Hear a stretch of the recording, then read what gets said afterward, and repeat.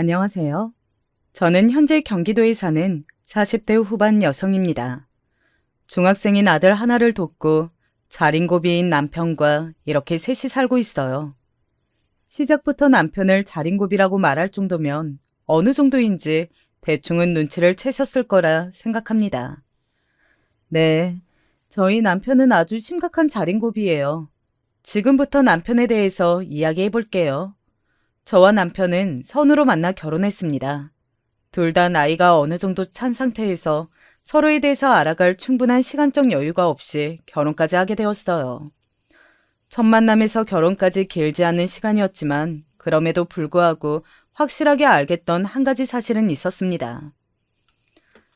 사람이 참 건실하고 돈도 잘 모으고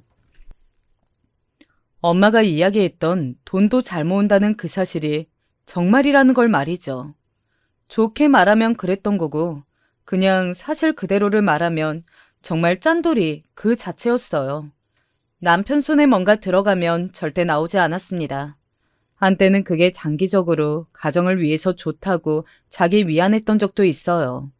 남편은 본인 돈뿐만 아니라 제가 버는 돈까지 모조리 본인이 관리했습니다. 그러면서 늘 이렇게 말했어요. 나중에 나이 들어서 편하게 지내려면 지금 이렇게 허리 졸라매는 게 맞아. 이게 다 우리 가족을 생각해서 나중을 위해서 하는 고생이라니까. 그러면서 매달 우리가 얼마를 모았는지 통장을 확인시켜 줬습니다. 남편이 어느 정도로 짠돌이었냐면 친구들끼리 부부 동반 모임이 있던 날이었어요. 그것도 원래는 돈 써야 하니까 매번 안 나가다가 정말 오랜만에 나간 자리였습니다. 한참 즐겁게 놀다가 계산하려는데 남편이 계산하려던 친구를 막아세우며 이러더군요. 이거 n분의 1로 나누는 거 아니지? 당연히 나누는 거지. 무슨 소리야. 우리는 술 한 잔, 음료수 한 잔 안 마셨고 고기도 우리 테이블이 제일 적게 먹었는데 똑같이 나누는 게 어딨어? 정말 너무 부끄러워서 얼굴이 빨갛게 달아올랐어요. 남편 친구들의 아내들이 저를 보고 안 됐다는 얼굴로 바라봤습니다. 그 시선과 상황이 아직도 잊혀지지 않아요. 그날 집으로 돌아오는 길에 남편에게 이렇게 말했던 기억이 납니다. 꼭 그런 자리에서까지 그렇게 술 먹은 것까지 나눠가며 계산해야 했어? 당신 친구들이 뒤에서 무슨 이야기를 할지 생각 못해? 뒤에서 자기들이 무슨 이야기를 하든 뭐 그게 돈을 주니 밥을 먹여주니? 분위기가 당신 때문에 다 망쳐졌잖아. 그게 왜 나 때문이야? 저희가 먼저 그렇게 하자고 했어야지. 당연히 모임에는 불려가는 일이 많이 없었어요. 저러는데 누가 부르겠냐고요. 그리고 이런 일도 있었어요. 애 학원 보내야 할 것 같아. 다들 가는데 자기만 안 간다고 속상해하더라고. 그리고 성적도 많이 떨어졌고 본인이 가고 싶다고 하는데 하나는 보내야지. 학원 그거 굳이 보내야 하나? 애가 공부를 하겠다는데 그것도 돈이 아까워? 우리 잘 먹고 잘 살자고 모으는 거라며. 근데 애 공부하는 건 그게 아니야? 제가 버럭 소리를 지르자 남편은 그제야 자기가 한번 알아보겠다며 한 발 물러서더군요. 그래놓고 알아온 학원이 무슨 선생님 경력도 없는 것 같고 학교는 어디를 나왔는지도 모르고 제대로 된 교실도 하나 없는 이상한 곳이었습니다. 그 학원 이상해. 나 가기 싫어. 실력 좋은 선생님이야. 아빠가 다 알아봤어. 당연히 제대로 된 선생님이 아니었고 아이의 성적은 오르지 않았어요.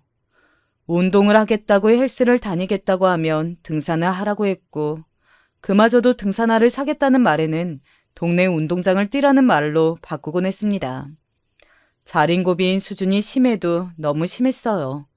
어디 함께 나가기 부끄러웠고 저도 점점 더 사람이 움츠러들더라고요. 사실 이런 고민이나 이야기를 어디에다가 막 하기도 부끄러웠어요. 딱 한 사람, 동서 빼고는 말입니다. 동서와 저는 다른 집 동서지간보다 사이가 좋은 편이었어요. 시어머니의 성격을 함께 견뎌내며 생긴 전우애 같은 게 있었거든요. 저희 시어머니가 다른 시어머니들에 비해 조금, 아니, 조금 많이 유난이긴 하시거든요. 남편의 그 고집도 다 시어머니에게서 물려받았나 싶을 때가 많고 말입니다. 동서는 도련님과 연애 결혼을 했습니다. 도련님도 남들보다 조금 짠돌이다 하는 느낌이 없지 않아 있기는 하지만 그래도 저희 남편보다는 훨씬 융통성이 있기는 했어요. 아주버님이 조금 심하시긴 한 것 같아요. 어제는 글쎄 왜 걸어갈 수 있는 거리는 버스를 타냐고 난리더라니까. 내가 부끄러워서 어디 가서 말도 못하고. 어제 어머니가 장바오라고 해서 박았더니 그램당 가격까지 다른 마트랑 비교해가면서 왜 더 비싼 곳에서 사왔냐고 잔소리를 한 2시간은 하시더라고요. 다 물려받은 거지. 그 피가 어디 가겠어. 그렇게 동서와 저는 만나면 남편과 집안 식구들 욕을 했어요. 그거 아니었으면 어떻게 버텼을지 생각만 해도 끔찍합니다. 저는 공무원이거든요. 그래서 출퇴근하기 위해 옷을 좀 사 입었어야 했는데 남편이 그런 거에 돈을 쓰는 걸 너무 싫어하고 제 월급까지 본인이 다 관리하고 있으니까 중고 거래로 옷을 사 입었었거든요. 그게 너무 서러워서 한 번은 남편에게 화를 냈던 적이 있었습니다. 내가 쪽팔려서 회사를 못 다니겠어. 사람들이 옷이 그거밖에 없냐고 생각할 거 아니야. 이 겨울에 내가 코트 하나 패딩 하나 2개로 계속 돌려 입는 거 보고 속으로 뭐라고들 하겠냐고. 2개로 돌려 입는 게 뭐가 어때서? 작년에도 재작년에도 같았으니까 하는 말이지. 코트에 구멍 나서 기워 입어야 하게 생겼다고. 그런 제 말에 남편이 알겠다며 자기가 옷을 사오겠다고 했던 짓이 뭔지 아세요? 바로 헌옷수거함에서 멀쩡해 보이는 옷 몇 벌을 가지고 온 겁니다. 그러고서는 이렇게 말하더군요. 강남까지 가서 가지고 온 거야. 원래 강남 헌옷수거함에는 멀쩡하고 비싼 옷들이 많다더라고. 근데 찾아보니까 진짜 그렇잖아. 지금 남이 버린 걸 나더러 입으라는 거야? 멀쩡한데 뭐가 어때서 그래. 아, 당신 그거 못 봤어? 옷을 많이 버려서 그걸로 인한 환경오염이 얼마나 큰지. 사실은 돈이 아까운 거면서 그런 말도 안 되는 이야기들을 해가며 저에게 세뇌를 시켰어요. 저는 그런 남편이 너무 싫었지만 함께한 세월이 워낙 길었고 요즘 흔히들 이야기하는 가스라이팅을 당한 건지 뭔지 남편 말이 맞구나 하면서 살았던 것 같습니다. 사실은 그게 아닌데 말이죠. 제가 10년이 넘는 세월 동안 남편에게 들었던 말들이나 어떻게 돈을 못 쓰게 감시 아닌 감시를 당하며 살아왔는지 지금 와서 돌이켜보니 정말 말도 안 되는 것들이 많더라고요. 그러다 제가 남편과 엄청나게 싸우게 된 결정적인 계기 하나가 있었습니다. 바로 저희 친정엄마 생일이었어요. 그 해에 시어머니에게 남편이 남편치고 제법 큰 선물을 했었거든요. 100만 원을 용돈으로 드린 겁니다. 그래도 살면서 한 번은 이 정도는 해드려야지. 그래도 아들인데. 저는 남편이 조금씩 변하고 있다고 생각했던 것 같아요. 그때쯤 남편은 친구들과의 만남도 자주 가졌었고 또 취미생활도 시작했었거든요. 운동도 다녔고 말입니다. 그래서 이제는 남편도 나이가 들고 사람이나 인생을 살아가는데 아끼고 사는 것만이 답이 아니라는 것을 알게 되었다고 생각했었습니다. 그리고 저희 친정엄마 생일이 다가왔어요. 엄마 생일인데 용돈 드리게 100만 원만 보내줘. 100만 원? 그게 무슨 소리야? 저는 당연히 저희 엄마에게도 똑같이 해드릴 걸로 생각했었거든요. 하지만 남편은 전혀 그럴 생각이 아니었더라고요. 우리 엄마랑 당신 엄마랑 같아? 뭐가 다른데? 여자는 결혼하면 출가 외인이잖아. 당연히 다르지. 그런 말도 안 되는 소리를 하며 이러더군요. 10만 원만 해. 그때는 진심으로 아, 이 사람과는 더 이상 같이 살 수 없겠구나 하고 생각했던 것 같습니다. 그동안은 우리 가족을 위해 아끼고 절약하는 거라 믿었었거든요. 그래서 겨울에 온수를 제대로 틀지 않아 추위를 떨며 설거지를 할 때도 옷을 사입겠다는 말에 강남까지 가 헌옷수거함을 뒤져오는 남편을 볼 때도 차마 넘길 수 있었어요. 하지만 그 우리에 저희 엄마 아빠 제 가족은 없다는 걸 알게 되니 내가 여태 왜 이러고 살았나 한이 맺히고 마음속 깊은 곳에서 울분이 터져 나왔습니다. 그래서 남편이랑 더 이상 못 살겠다고 생각했고 이혼하자는 말을 처음으로 했던 것 같아요. 이혼하자. 당연히 남편은 매우 놀랐습니다. 남편은 겨우 이런 일에 제가 이혼을 하자고 하는 걸 이해할 수 없어 했어요. 남편 입장에서는 그 일이 겨우 이런 일이었던 겁니다. 아니, 무슨 이런 일로 이혼을 해? 이런 일? 이런 일이라고 했어? 내가 나만 좋자고 이래. 우리 다 같이 좋자고 이러는 거 아니야. 다 같이 좋자고 이러는 거에 왜 니네 엄마 용돈은 100만 원이고 우리 엄마는 10만 원인데? 그건 출가 외인이네 이런 말도 안 되는 소리 하지 마. 나도 돈 벌고 내가 더 챙기면서 살아. 내가 버는 돈도 이런 식으로 내 마음대로 못 쓰고 눈치 보고 나는 더 이상 이렇게는 못 살아. 그니까 그냥 이혼해. 나중에 좋건 말건 지금이 불행한데 무슨 소리야? 제가 그렇게 소리를 치며 이혼을 선언하니 남편도 아차 싶긴 한 것 같더라고요. 그제야 저에게 사과하며 빌기 시작했습니다. 아니 여보, 이런 일로 무슨 이혼이야. 내가 생각이 너무 짧았어.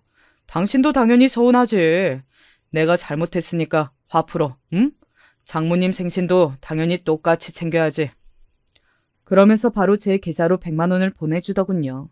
하지만 그 뒤에도 몇 번이나 아까워하는 게 보였습니다. 그때도 남편이 그렇게까지 저에게 숙이고 들어왔던 적이 없어서 그냥 넘어가기는 했지만 굉장히 많이 서운하고 정이 떨어지긴 했었거든요. 그래서 그 다음부터는 무슨 일이 생겨도 그냥 넘어가지 않겠다고 생각하던 차였습니다. 요즘 아주버님 어떠세요? 동서가 어느 날 저에게 넌지시 묻더군요. 왜? 아니, 요즘 형님이 아주버님 욕을 조금 덜 하시는 것 같아서요. 그 전보다 확실히 눈치를 보긴 해. 내가 봤을 때는 참으면 안 되는 것 같아. 동서도 터트리고 살아. 아, 저는 진짜 모르겠어요. 나이 들면 사람이 조금 유해지기도 한다던데. 저 사람은 점점 더 깐깐해지는 것 같고. 동서도 도련님 때문에 고민이 많은 것 같더라고요. 아니, 그렇게 돈을 아끼던 양반이 요즘 들어서 등산 나간다고 등산복을 사고 등산화를 사는데 어디서 찾아보니까 등산 모임 같은 곳에서 불륜이 엄청나게 많다고 하더라고요. 그래서 저러나 싶고. 에이, 설마. 요즘 외모에도 신경 쓰는 게 아무래도 느낌이 좋지 않다니까요. 동서의 그런 말을 들으면서 제가 한 생각은 단 하나였습니다. 그 양반은 돈 아까워서 불륜도 못하겠지. 라는 생각 말이죠. 실제로 남편은 그랬어요.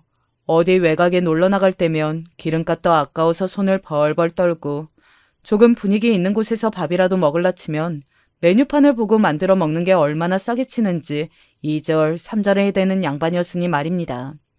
게다가 매달 저에게 확인시켜주는 계좌 내용을 보더라도 본인에게 쓰는 돈조차 아까워하는 사람이었어요. 담배값이 오르자마자 담배를 끊고 아직도 피우지 않는 사람이거든요. 아주버님은 정말 돈 아까워서 바람도 못 피울 사람이긴 해요. 라고 동서도 동의를 할 정도였으니 말입니다. 그러던 어느 날이었어요. 남편이 저를 조용히 부르더군요. 내가 당신을 위해서 엄청난 선물을 준비했어. 어? 무슨 선물?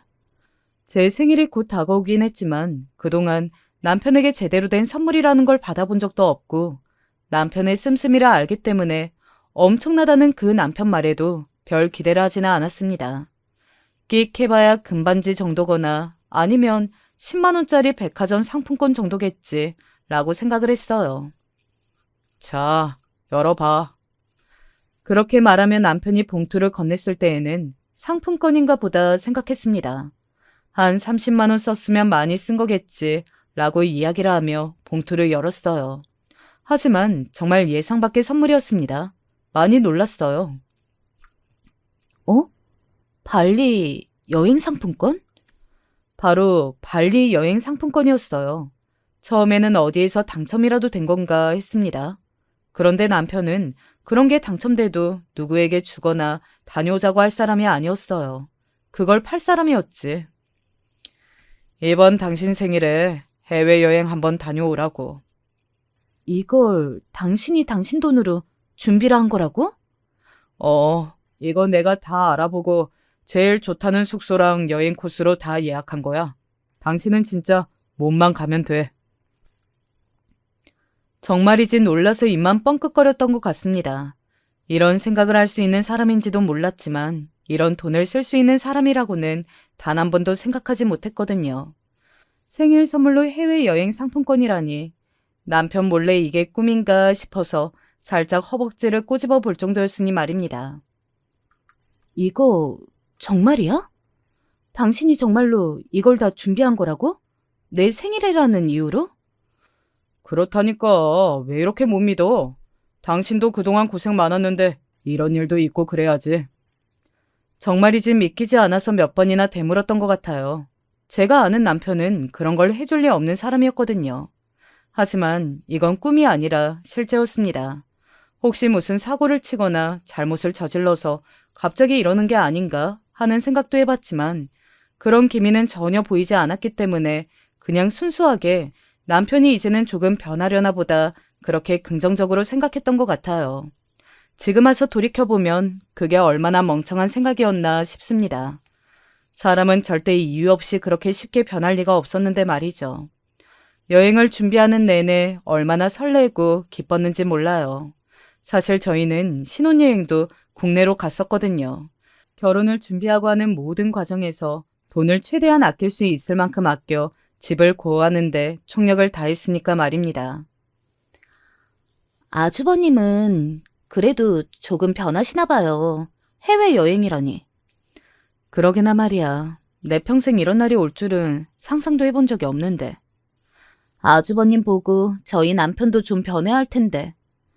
사람이 나이가 드니까 철이 드나 보더라고. 도련님도 철 드실 거니까 너무 걱정하지 마. 그렇게 이야기하며 동생의 어깨를 두드려줬었습니다. 지금 생각하면 정말 웃음만 나네요. 여행 용품도 사고 어딜 갈지 조사도 하고 정말 설레는 나날을 보내던 와중에 남편이 봉투를 하나 더 건넸어요. 이게 뭐야? 여행 경비. 그러면서 저에게 300만 원을 건넨 겁니다. 자그마치 300이었어요. 남들은 그게 뭐라고 하겠지만 저희 남편에게 300은 다른 사람에게 3천 혹은 그 이상이 되는 금액이었거든요. 그때쯤 되니까 이건 이상한 게 맞다 싶기는 했어요. 그래서 조심스레 물었던 것 같아요. 당신 어디 아파? 내가 어디가 아파? 아니야, 안 아파. 그럼 혹시 나한테 엄청나게 큰 잘못을 저질렀어? 그 말에 남편이 웃더군요. 왜? 죽을 때가 돼서 이런 짓을 하나 싶어? 왜 갑자기 이렇게 안 하던 짓을 해? 나도 이제 조금 다르게 살아보려고. 어디서 봤는데 젊고 할 수 있을 때 해야 하는 것 중에 여행도 있더라. 다 늙어서 제대로 걸을 수도 없을 때 여행 가면 뭐 하냐고. 근데 나는 아직 간이 그 정도는 안 돼서 일단 당신 먼저 보내주게. 언젠가 우리 가족 다 같이 가자. 멀지 않는 날에. 그렇게 말하면서 제 손을 꼭 잡는 남편을 보고 이제는 우리 남편이 정말로 변했구나. 달라졌구나. 하는 생각이 들었던 것 같아요. 그렇게 더는 의심하지 않고 마음을 놓았던 것 같습니다. 여행날이 하루아침에 다가오고 짐을 다 싸놓은 걸 보면서 남편에게 여행 선물로 뭘 사다 줘야 할지 한참 고민하고 있던 와중이었어요. 내가 내일 공항까지 데려다 주려고 했는데 회사에 급한 일이 생겨서 아무래도 안 될 것 같네. 당신 혼자 가야겠어. 나는 괜찮아. 짐이 많은데 미안하다. 남편은 몇 번이고 미안하다고 하더군요. 그러고는 제 비행 시간을 다시 한번 확인했습니다. 그냥 의뢰하는 확인 절차라고 생각했어요. 원래 워낙 꼼꼼한 사람이었으니 말이죠. 그렇게 그날도 지나가고 설레는 여행 당일이자 제가 이 사연을 쓰게 된 사건이 일어난 그날이 밝았습니다. 저는 그날 오후에 무슨 일이 일어나게 될지는 꿈에도 정말 하나도 상상하지 못한 채 설레는 마음만을 가득 안고 집을 나섰어요. 아들에게 엄마가 얼마간 오지 못하니 이모 집에 가 있으라고도 했거든요. 그래서 아들에게 용돈을 쥐어주고 여동생에게 전화해 며칠간 아들을 잘 부탁한다고 다시 한번 인사를 하고 또 얼마간 못 볼 사람들에게도 문자를 남겼습니다. 그렇게 집을 나서서 공항을 갔을 때였어요. 수속을 다 마치고 곧 비행기를 타려는데 전화가 왔습니다. 동서라고 뜨더군요. 아무래도 여행 전에 마지막으로 목소리 듣고 인사하려나 보다 싶은 마음에 전화를 바로 받았습니다. 그런데 동서의 목소리가 그게 아니더군요. 형님, 비행기 타셨어요? 아니, 이제 타려고 줄 서 있어. 왜? 무슨 일 있어? 동서의 그 다급한 목소리에 어딘가 심장이 철렁하고 내려앉아 물었습니다. 그랬더니 동서가 심상치 않은 목소리로 이야기를 쏟아내더군요. 비행기 타지 말고 당장 다시 집으로 가세요. 왜? 무슨 일인데? 형님 지금 비행기 타시면 정말 돌아오셨을 때 큰일 나 있어요. 제가 영문을 알 수 없어서 그냥 무슨 일인지만 물었습니다. 사실 비행기를 타기 직전에 이미 다 준비된 해외여행을 물리고 뒤돌아설 만큼 큰일이라는 게 많이 없잖아요. 그리고 그런 결정을 하기에는 어지간히 큰일 아니고서야 쉽지 않고 말입니다. 그래서 그냥 무작정 오라는 동서의 그 말에도 움직일 수는 없었어요. 무슨 일인지 알아야 가지. 나 지금 발리 가는 비행기 타는 거 기다리고 있는 거야. 어디 제주도 아니고. 아주버님, 바람이 났어요. 뭐? 그리고 형님 한국에 안 계시는 동안 재산 정리 싹 해서 그 여자랑 도망가려고 한다니까요? 너무 상상하지도 못했고 제가 들은 말이 뭔지 몰라서 가만히 서 있기만 했어요. 그랬더니 동서가 다시 한번 소리를 질렀습니다. 방금 남편이랑 아주버님 통화하는 거 들었어요. 남편은 아주버님 말리는 듯이 이야기했는데 아주버님은 들을 생각이 없어 보이시는 것 같아요. 한 가지 확실한 건 지금 형님이 비행기 타시면 돌아오셨을 때는 집도 뭣도 아무것도 없는 상태일 거예요. 가시면 안 돼요. 그 이야기를 듣고 비행기를 탈 수 있는 사람이 몇이나 될까요? 저는 그대로 공항에서 내려 집으로 가는 택시를 잡아탔습니다. 그리고 집으로 가는 내내 별별 생각이 다 들었던 것 같아요. 그러고 보니 이상한 점이 하나둘이 아니었습니다. 당신 인감 어딨더라? 갑자기 인감은 왜? 아니, 나 이번에 금고를 하나 샀는데 거기에다가 다 넣어두려고. 그리고 당신 그 통장 비밀번호 그대로지? 그걸 바꿀 일이 뭐가 있어. 그런데 갑자기 통장 비밀번호는 왜? 아니, 갑자기 그냥 궁금해서. 그런 것들을 묻고 이야기했던 게 머릿속을 스쳐 지나갔어요. 그리고 무엇보다 뜬금없이 저에게 생일 선물로 해외여행 상품권을 주고 여행 경비라며 300만 원을 준 일들이 다시 생각해보니까 남편은 절대 할 수 있는 일이 아니더라고요. 거기서부터 의심했었어야 했는데 제가 남편이 바뀌었다는 사실과 또 해외여행을 간다는 것에 뭐가 씌어서 의심하지 못했던 것 같습니다. 무슨 일인데 그렇게 안색이 안 좋으세요? 병원으로 바로 가드려요? 아니요. 근데 기사님. 네. 사람이 하루아침에 너무 바뀌면 그건 이상한 게 맞는 거죠? 그렇죠. 하루아침에 사람이 바뀔 수가 있나? 그건 죽을 병에 걸린 거거나 몰래 딴짓을 하는 거지. 사람 쉽게 안 바뀌어요. 손이 덜덜 떨려왔습니다. 그리고 얼마 지나지 않아 집 앞에 도착했어요. 휴대폰을 확인하니 비행기는 이미 떠난 시간이더군요. 저는 숨을 크게 들이마시고 천천히 집으로 올라갔습니다. 그리고 현관문 앞에 섰어요. 바로 비밀번호를 누르지 못하겠더군요. 손을 마주 잡았습니다. 제 손이 너무 차갑다는 게 느껴졌어요. 심호흡을 얼마나 했는지 그 앞에서 얼마나 떨었는지 모릅니다. 한참을 그렇게 서 있다가 손을 들어 조심스럽게 비밀번호를 눌렀어요.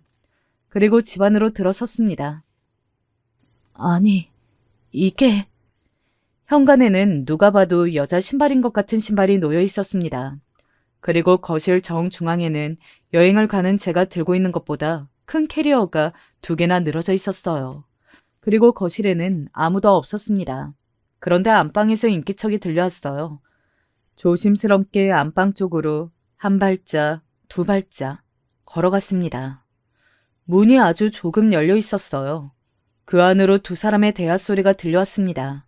중간부터 녹음하긴 했기에 정확히 기억해요. 지금부터 그 2 연놈의 대화 내용을 들려드릴게요. 이제 자기 마누라 비행기 탔네. 그러네. 이제 정말 다 끝났네. 내가 그동안 얼마나 많이 참았는지 알지? 그러면 알지. 내가 자기 노력한 거 모를까봐 그동안 너무 고생 많았어. 우리 자기. 이 집은 팔았어? 내일 최종적으로 만나서 대금 다 받기로 했어. 원래 2, 3날 주는 건데 내가 좀 싸게 내놓는 대신에 바로 달라고 했거든. 또 3일 내로 집 비워준다고도 했고. 자기 부인은 진짜 놀라긴 하겠다. 여행 돌아와서 보니 집도 없고 돈도 한 푼도 없고 남편도 없고. 그 말에 남편이 작게 웃는 소리가 들려왔습니다. 어쩌겠어. 집 팔자인걸. 그러게 왜 자기 돈까지 나한테 관리를 하게 해. 그런데 진짜 요즘 그렇게 남편한테 다 맡기는 부인이 어딨냐? 사람이 진짜 미련해서 그래. 내가 그러니 매력을 하나 못 느끼는 거 아니야. 데리고 살기에는 편한데 여자로서 매력이 정말 하나도 없어. 그래서 자기가 나한테 넘어온 거잖아. 그치. 자기 같은 매력적인 여자한테 어떻게 안 넘어가냐? 그동안 데이트 비용이다 뭐다 자기가 다 쓴다고 고생했고 미안해. 이 집 대금 받으면 제일 먼저 자기가 갖고 싶다고 한 그 가방부터 사러 가자. 진짜? 진짜 사줄 거야? 진짜지. 거기까지 더 이상 참을 수가 없었습니다. 저는 조금 열려있던 그 안방문을 활짝 열었어요. 그리고는 침대에 누워있는 반쯤 벗은 그 2 남녀를 가만히 바라봤습니다. 2 사람은 서로의 세상에 완전히 취해서 잠시 누가 문을 열었다는 사실도 몰랐어요. 그러다 느껴지는 인기척에 먼저 저를 발견한 건 상간녀였습니다. 어머, 누구세요? 보통은 그 시간에 그 집에 그렇게 올 사람은 부인이라고 생각할 법도 한데 제가 외국에 나가 있다고 알았기에 그랬던 건지 저라고는 미처 생각을 하지 못했던 것 같더라고요. 그러니 누구시냐고 물었겠죠. 상간녀의 그 소리에 곧이어 남편도 돌아봤어요. 그러고는 안색이 하얗게 질렸습니다. 마치 귀신을 본 사람의 얼굴 같더군요. 뭐 그럴만했어요. 지금 발리에 가는 비행기 아니라고 완전히 믿고 있었는데 그런 제가 이 집 안방에 이러고 서 있으니 말입니다. 여보. 남편의 그 말에 상간녀는 그제야 제가 누군지 알았다는 듯 안색이 하얗게 질려갔습니다. 제가 그곳에 나타났다는 건 2 사람이 계획했던 모든 일이 다 틀어졌다는 것을 의미하니까 말이죠. 당신이 어떻게 여기에... 남편은 그리고 휴대폰으로 시간을 확인했어요. 비행기는 이미 뜨고도 남을 시간인데... 그 말에 제가 남편의 머리채를 바로 잡았습니다. 그리고는 소리를 질렀어요. 비행기 안 탔으니까 여기 이러고 있지, 이 개자식아. 여보, 그게 아니고... 아니긴 뭐가 아닌데? 지금 이러고 있는 거 들켜놓고 아니라는 소리가 나와? 저는 한참을 소리를 지르며 난리를 치다 동서의 손에 말렸었습니다. 동서는 저보고 참으라는 듯 고개를 저으며 그러지 말라고 하더군요. 아마 그 당시에 동서가 아니었으면 저는 이성을 잃고 모르던 남편의 머리라도 내리치고 나서야 그 상황이 끝났을 거예요.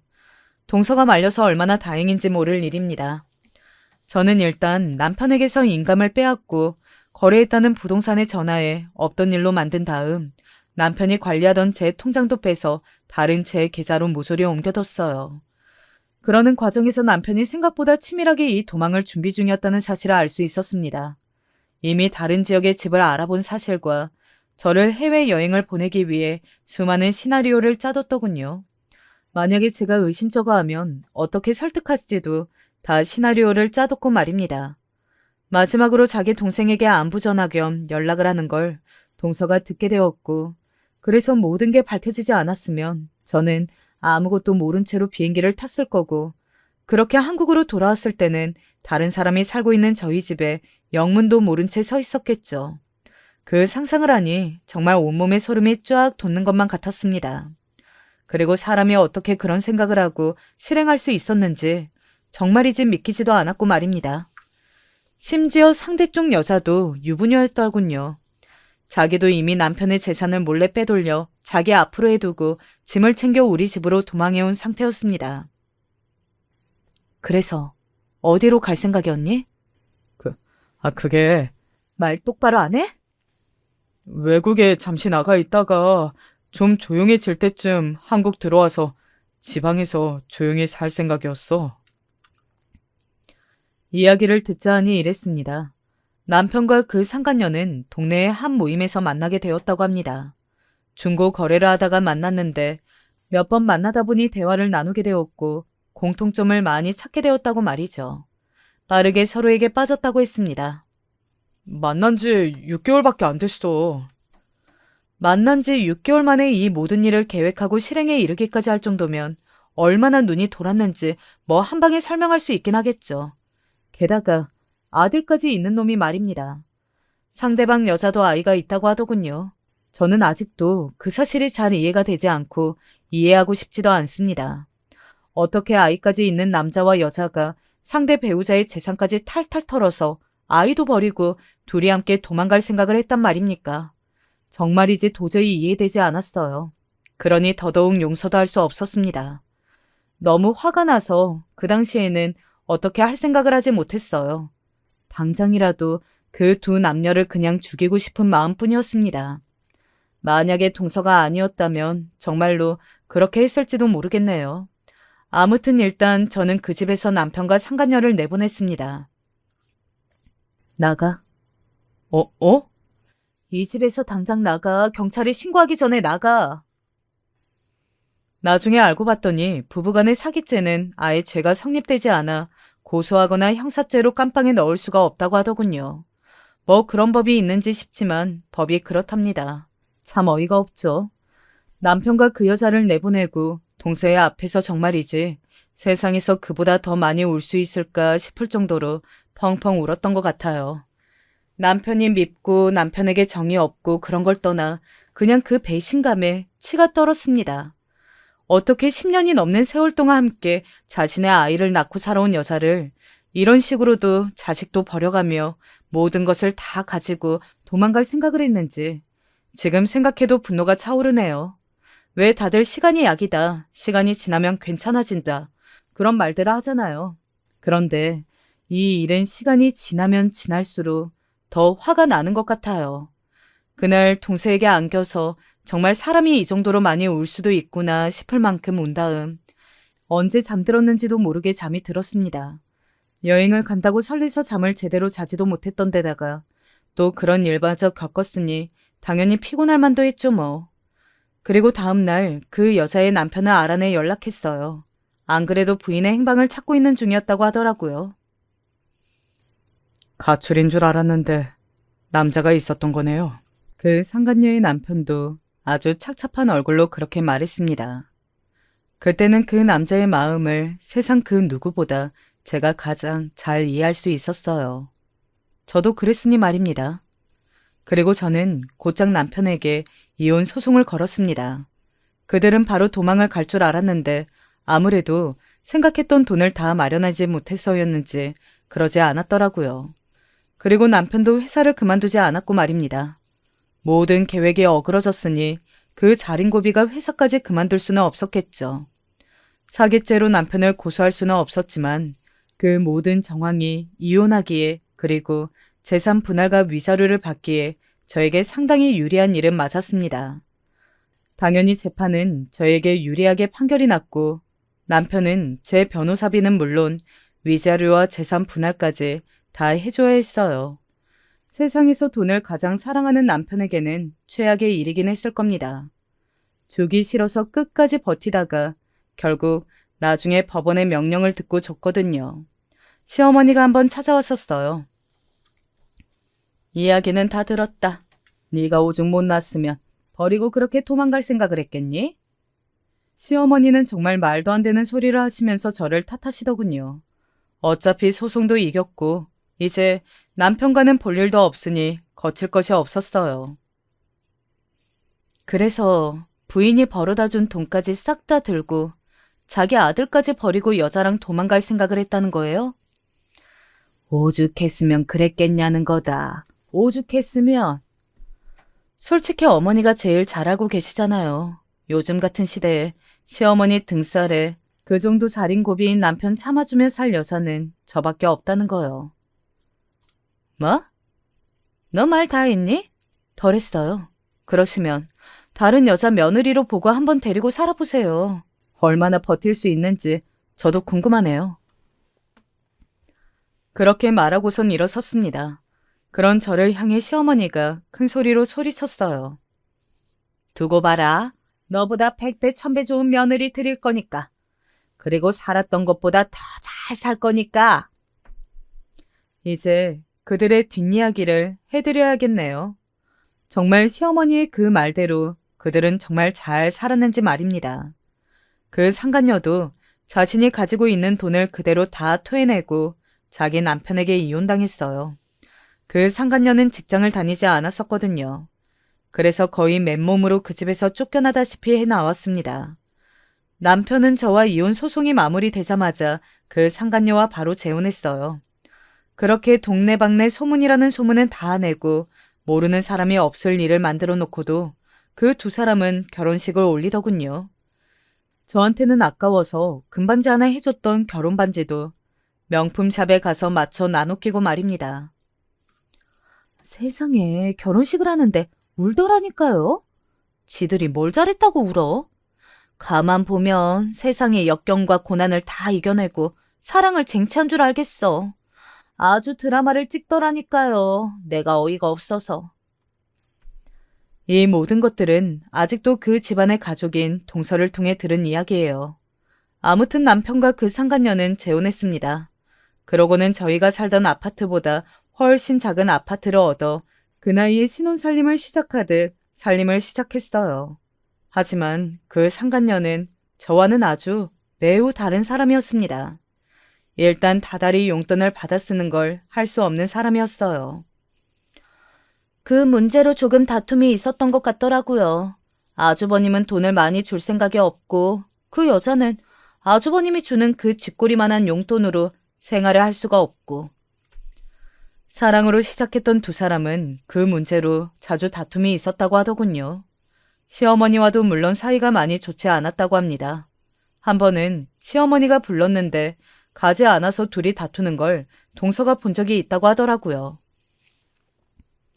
어머니는 네 같은 년을 어디서 또 받아줄 거라고 이렇게 배짱이 좋냐고 너 여기서도 쫓겨나고 싶냐고 난리치고 그 여자는 그거는 어머님 아들도 마찬가지 아니냐고 소리 지르고 아주 난리였다니까요.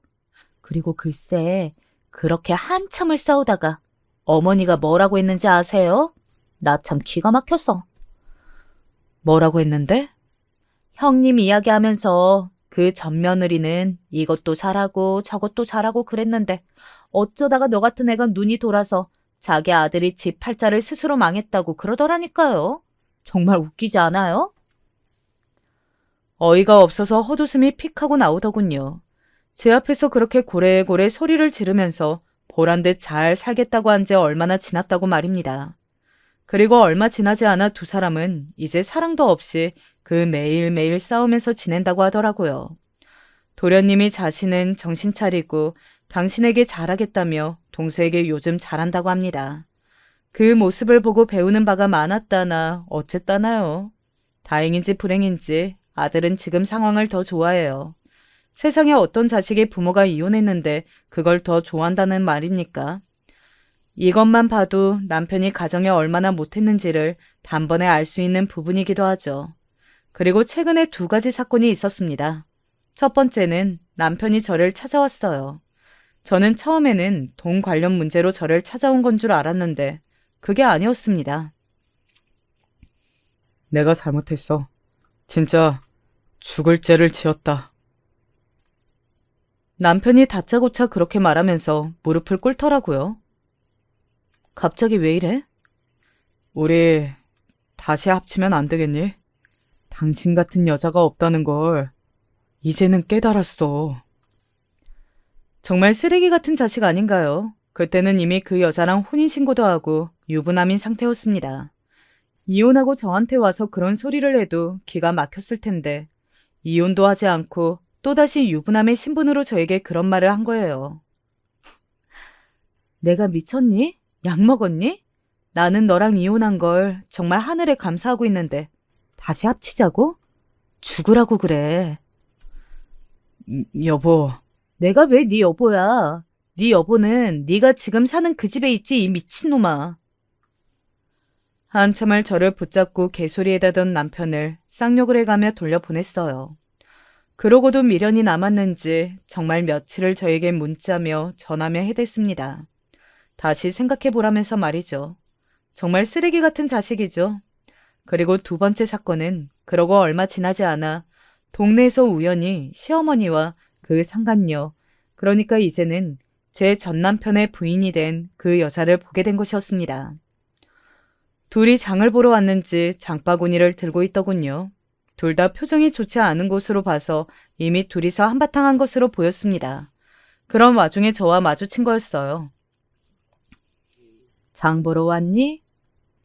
모른 척하고 지나가려던 걸 붙잡은 건 다름 아닌 시어머니였어요. 네. 제가 찝찝한 얼굴로 대답했습니다. 저를 본 두 사람은 조금 전의 모습과는 다르게 굉장히 친한 척을 하고 있더라고요. 조금 전에 둘의 모습을 제가 봤다는 것도, 그리고 동서를 통해서 둘의 사이가 굉장히 좋지 않다는 것도 다 전에 들었다는 것도 모른 채로 말이죠. 우리는 장 보러 왔다. 아, 그러세요? 제 며느리가 어찌나 싹싹하고 나한테 잘하는지 내가 장 보러 올 때마다 이렇게 따라와서는 같이 봐준다고 하는구나. 그치, 아가? 시어머니의 그 말에 그 상간녀가 시어머니의 팔짱을 끼더군요. 그리고는 애교 섞인 목소리로 말했습니다. 그럼요. 어머님 혼자 이 무거운 장바구니를 드시게 할 수는 없죠. 시어머니는 그렇게 말하는 상간녀를 한번 보다가 저에게 시선을 돌리며 웃더군요. 보란 듯이 말입니다. 전에 너한테 이야기했던 것처럼 나는 너보다 더 좋은 며느리를 봐서 잘 살고 있다고 증명하듯 말이죠. 그 모습을 보니 정말이지 웃음이 비집고 나왔어요. 그래서 원래라면 하지 않았을 말을 했습니다. 두 분이 이렇게 사이가 좋은데 부부 사이도 조금 좋아지면 좋을 텐데요. 제 그 말에 상간녀는 무슨 말을 하냐는 듯 저를 쳐다보며 말했어요. 당연히 저희 부부 사이 좋죠. 무슨 근거로 저희 사이가 안 좋다고 하시는지 모르겠네요. 저는 이렇게 반지까지 받고 아주 행복하게 잘 살고 있는데? 하면서 자기 손에 끼워져 있는 다이아몬드 반지를 보여주더군요. 가짜났습니다. 그렇게 잘 살고 있는데 그 자식이 저를 왜 찾아올까요? 그 말에 시어머니와 그 상간녀 둘 다 굳었어요. 그리고는 시어머니가 먼저 물었습니다. 너를 찾아갔든? 네. 찾아와서 무릎 꿇고 빌던데요. 나 같은 여자 없다고, 다시 합치자고. 내가 그러겠다고 하면 당장 지금 부인은 정리하겠다고요. 그 말에 상간녀의 얼굴을 확 구겨졌습니다. 그리고 분노로 손이 덜덜 떨리는 게 보였어요. 그이가 찾아가서 그쪽한테 그런 말을 했다고요? 네. 일주일도 안 됐으니까 기억할 거예요. 그니까 가서 물어봐요. 그러고는 돌아서려는데 시어머니가 갑자기 저를 턱 잡았습니다. 어딘가 절박하고 간절해 보이는 얼굴이었어요. 굉장히 다급한 목소리로 묻더군요. 그래서 너는 뭐라고 했는데? 마치 그 말투와 표정이 제가 그러자고 했기를 간절히 바라는 듯한 모습이었어요. 그렇게 느낀 건 저뿐만이 아니었던 듯 했습니다. 그 상간녀의 표정이 더 썩어 들어가는 걸 제 눈으로 봤으니 말이죠. 뭐라고 해요. 당연히 미친 소리 하지 말고 돌아가라고 했죠. 제 그 대답에 시어머니는 노골적으로 실망하는 듯한 표정을 지었습니다. 아니, 제가 돌아갈 거라는 생각을 조금이라도 한 게 저는 제일 신기한 부분이에요. 어떻게 생각하면 제가 다시 돌아갈 수 있다고 여길 수 있을까요?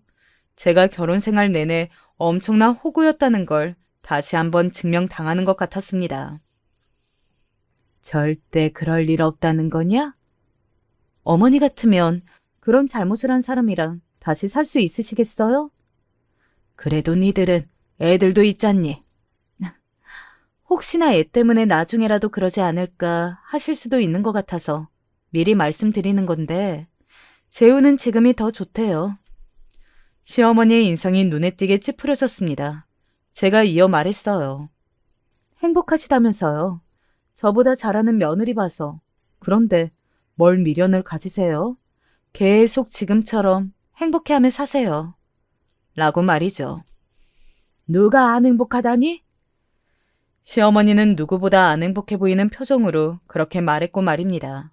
그리고 얼마 지나지 않아 남편의 통장을 들고 그 상간녀가 도망을 갔다는 소식을 들을 수 있었어요. 사랑도 다 식고 이제는 매일 잔소리만 하는 남편에 시집살이 시키는 시어머니. 아마 그 상간녀 성격으로는 버티기 힘들었을 겁니다. 집안이 완전히 뒤집어졌어요. 아주버님은 거의 전 재산을 도둑 맞은 거라 울고불고 난리고. 아시잖아요. 그 자린고비. 그런 자린고비가 자기 돈을 다 날렸으니. 남편에게는 아마 최고의 벌이 아니었나 싶어요. 평생을 되돌아보고 되짚어보며 그 돈을 아까워할 겁니다. 그리고 그때마다 자신이 그렇게 살지 않았으면 지금 누리고 있을 것들을 생각하며 후회하겠죠. 돈에 관련해서는 평생 그렇게 괴로워하고도 남을 사람이니까 말입니다. 그 당시에는 그 두 연놈들이 죽이고 싶을 정도로 미웠는데 지금 생각해보면 얼마나 다행인지 몰라요. 그곳에서 벗어날 수 있었던 거니까 말이죠. 물론 제 전 재산을 잃을 뻔한 걸 생각하면 아찔하지만 말입니다. 그래서 얼마 전에 동생의 생일날 동생의 생일 선물로 예쁜 명품 가방을 하나 선물해줬어요. 감사의 의미로 말입니다. 동서는 자기 평생에 이런 가방 들 일은 없을 줄 알았다며 정말 고마워하더라고요. 그리고 요즘 아주 살만하다고 말입니다. 자기 형을 보고 자신은 저러면 큰일 나겠다며 도련님이 정신을 조금 차리고 있다고요. 제 이야기는 여기까지입니다. 저는 이 결말이 마음에 들어요. 남편이 결국은 모든 걸 다 잃었다는 게 특히 말입니다. 저는 남편이 그동안 알뜰살뜰 모아준 돈은 그대로 두고 지금 벌고 있는 돈으로는 아들과 그동안 못 해본 것들을 하나둘 해나가는 중이에요. 앞으로 당분간은 더 저축 같은 건 안 하고 이렇게 못 해본 것들을 해보면서 지내보려고요. 모든 이야기를 다 하려다 보니 너무 길어진 것 같네요. 새해 복 많이 받으시고 늘 좋은 일만 있으시길 바랄게요. 들어주셔서 감사합니다. 안녕하세요. 저는 경기도 화성에 거주하고 있는 30대 중반 여성입니다. 저는 굉장히 소심하고 내성적이라 누군가에게 제 이야기를 잘 털어놓질 못하는 성격이에요. 하지만 제가 최근 몇 개월 동안 살면서 겪어보기 힘든 일들을 한 번에 겪게 되면서 정신적으로 많이 힘들기도 하고 앞으로 어떻게 살아가야 할지 갈피를 못 잡겠기에 용기를 내어 사연을 보내봅니다. 저는 남편과 2년 전쯤에 결혼을 했고 부모님께서 결혼을 반대하셨지만 남편과 도저히 헤어질 수 없었기에 부모님을 등지고 남편과의 결혼을 선택했어요.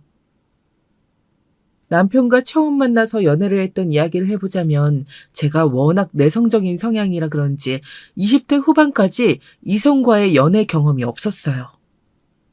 주변 여자친구들이 저를 안타까워하여 소개팅도 많이 시켜주었는데 막상 남자를 만나려고 하면 부끄럽기도 하고 소개팅 자리에 나가면 얼굴을 잘 못 쳐다보겠더라고요.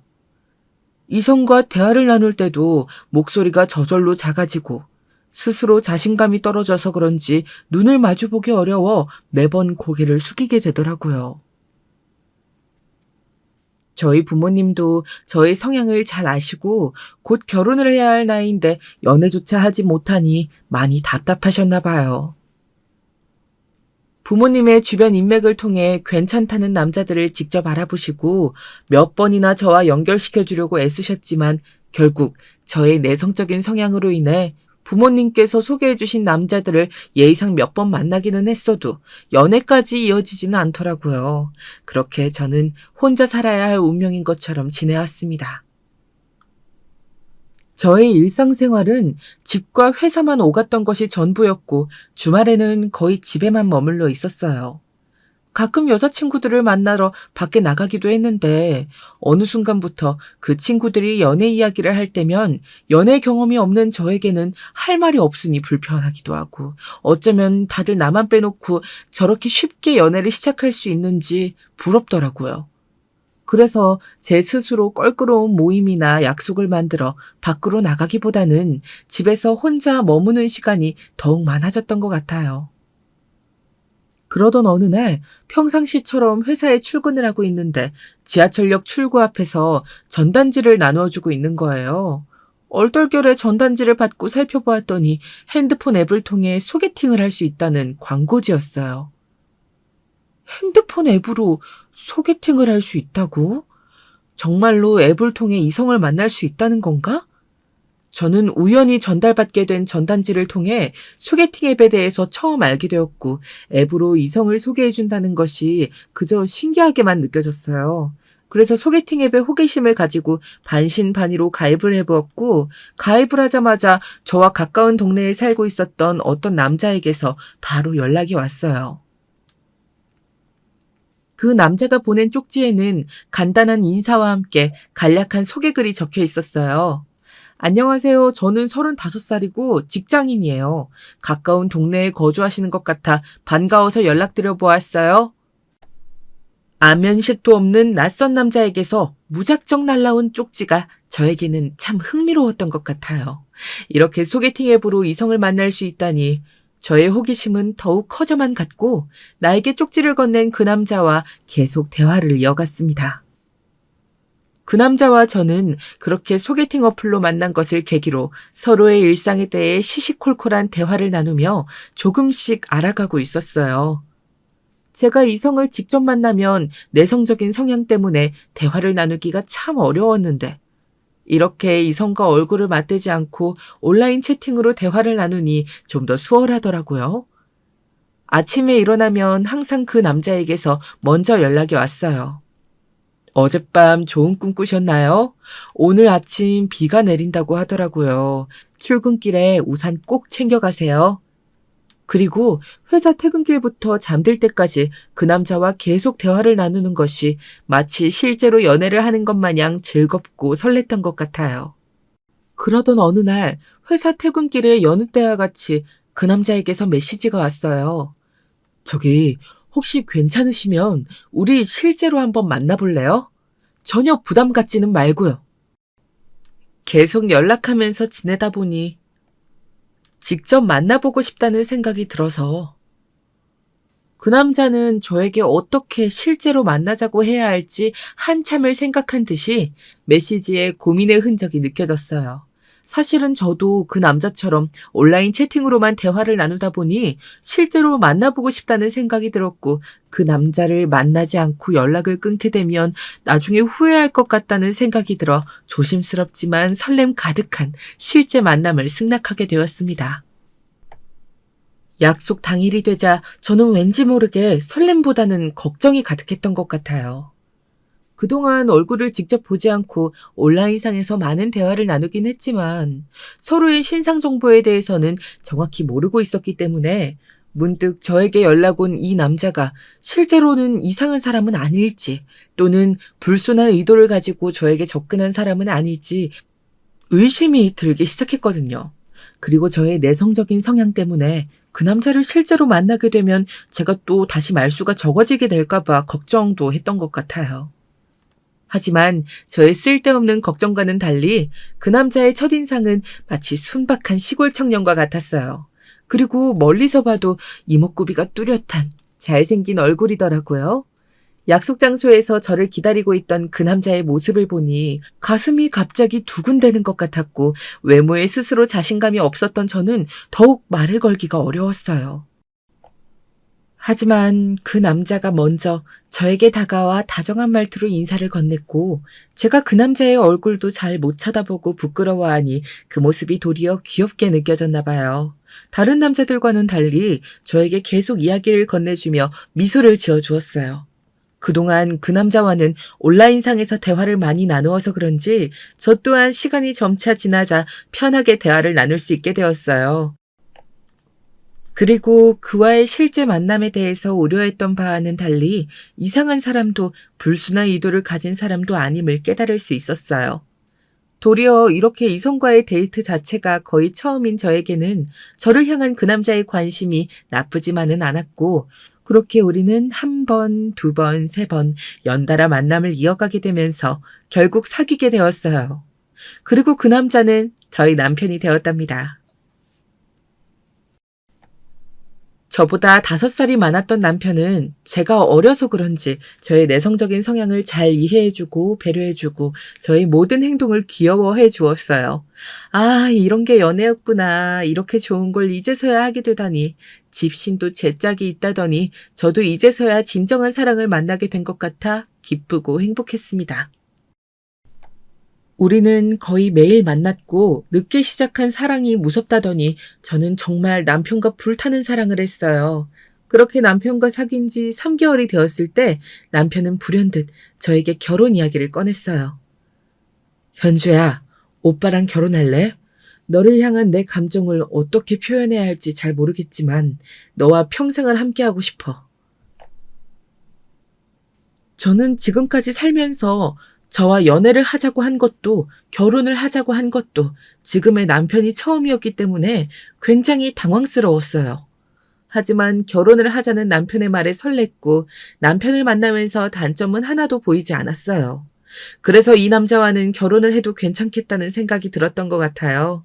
남편의 갑작스러운 결혼 이야기에 많이 당황하긴 했지만 저는 그 자리에서 결혼을 승낙하였습니다. 하지만 저는 그때까지 정말 그에 대해서는 아무것도 몰랐던 것 같아요. 결혼에 대해서 이야기를 본격적으로 주고받게 되자 남편이 저에게 할 말이 있다면서 어느 날 조용한 곳으로 가자고 하더군요. 인적이 드문 호수공원에 가서 우리는 한참 동안 대화를 나눴어요. 나는 사실 직업 군인이었어. 부대에서 총망받는 군인이었고. 내 적성에도 군인이 잘 맞아 평생 군대에 있겠구나 생각했었지. 그러던 어느 날 아버지께서 폐암에 걸리셨다는 연락을 급하게 전달받게 되었어. 남동생이 있긴 했지만 아직 대학생이고 내가 장남이기에 어머니 혼자서 아버지를 병간호할 수 없다는 생각에 지체하지 않고 전역을 했어. 남편의 갑작스러운 이야기에 저는 무척 당황했지만 그동안 남편이 나에게 이 무거운 이야기를 꺼내기 위해서 얼마나 고민했을까 생각하면 안쓰러웠던 것 같아요. 그리고 남편은 계속 본인의 이야기를 이어나갔어요. 투병 생활을 하고 계신 아버지와 혼자서 병간호하느라 고생하실 어머니를 생각해서 급하게 전역을 하긴 했지만 그 당시 나는 군대 밖의 사회생활에 대해서는 아무런 준비가 되어 있지 않았어. 나는 아버지를 대신해서 가장으로서 당장의 경제활동을 해야만 했고 급한 대로 아무 회사나 들어가서 취업을 했지. 그렇게 아버지의 병간호와 회사 생활만 하고 지내다가 우연히 소개팅 앱으로 만나게 된 게 바로 너야. 저는 남편의 이야기가 마치 영화 속 줄거리같이 느껴졌어요. 나와 연애를 하면서도 한편으로는 힘든 생활을 하고 있었을 남편을 생각하니 더욱 안쓰럽고 슬펐던 것 같아요. 혼자서 감당하기 어려운 집안 이야기를 저에게 힘겹게 이야기해준 남편에게 고마운 마음이 들었고 저는 남편과 얼른 결혼을 해서 힘든 시기를 함께 극복할 수 있도록 도움을 주고 싶었어요.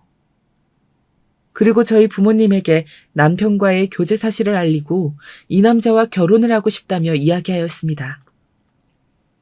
그동안 연애 경험이 없던 내성적인 딸이 결혼 이야기를 꺼내자 부모님은 적잖게 놀라셨고 남편의 집안 상황에 대해서 이야기하자 아버지는 노발대발하셨어요. 아빠는 우리 딸이 좋은 남자를 만나 결혼을 하고 행복했으면 좋겠어. 그런데 그 남자는 아무리 생각해도 아닌 것 같다. 우리 딸이 어디가 못나서 별 볼 일 없는 5살이나 많은 남자에게 시집을 가겠다고 그러는 게냐. 그리고 시아버지 될 사람이 폐암 환자라니 그 남자와 결혼해서 시집살이도 모자라 시아버지 병간호까지 할 셈이냐. 제가 어렸을 때부터 아버지는 늘 저의 편이 되어주셨기 때문에 이렇게까지 결혼을 심하게 반대하실 거라고 상상도 못했던 것 같아요. 하지만 아버지와 더불어 어머니도 결혼을 반대하셨고 저 혼자 부모님을 설득하기가 어려웠기에 남편에게 이야기를 했어요. 오빠, 부모님 2분 다 우리 결혼을 반대하셔. 아무래도 오빠가 직접 우리 집에 와서 부모님께 인사를 드리고 설득시켜야 할 것 같아. 남편은 저의 이야기를 듣고 그날 바로 비싼 한우 소고기를 사들고 부모님 집에 찾아왔어요. 하지만 남편을 집에 들이고 싶지 않았던 부모님은 문을 열어주시지 않았고 한참 동안 남편은 무릎을 꿇고 밖에서 기다렸던 것 같아요. 조금만 더 버티면 부모님이 남편을 집에 들여보내주시겠지 하고 기다려보았는데 몇 시간이 지났는데도 추운 날씨에 밖에서 버티고 있었던 남편을 부모님은 거들떠보지도 않으셨던 것 같아요. 저는 남편이 이러다가는 동상에 걸려 큰일 날 것만 같아 이제 그만 집에 돌아가라며 이야기했고 부모님은 제가 남편을 걱정하는 모습을 보고 저에게 더욱 실망하셨던 것 같습니다. 그런 일이 있고 남편은 몇 번을 저희 부모님을 만나 뵙기 위해 시도했지만 실제로 만나 뵙고 이야기조차 꺼내기가 어려웠어요.